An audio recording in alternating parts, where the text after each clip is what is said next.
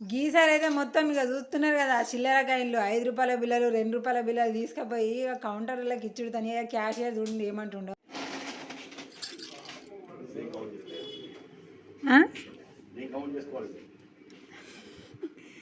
అబ్బాయి సార్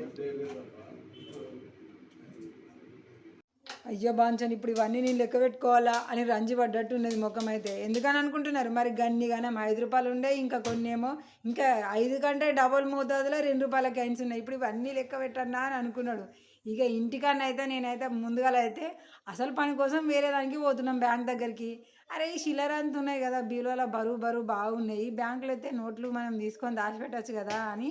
ఇక ఒక మొత్తం దాచిపెట్టిన కవర్లకి వెళ్ళి చిల్లర పైసలు అన్నీ గుమ్మరిచ్చిన ఇక ఈ గుమ్మరిచ్చే కవర్లకి వెళ్ళి వాడేటివన్నీ కూడా 2 రూపాయల బిల్లలు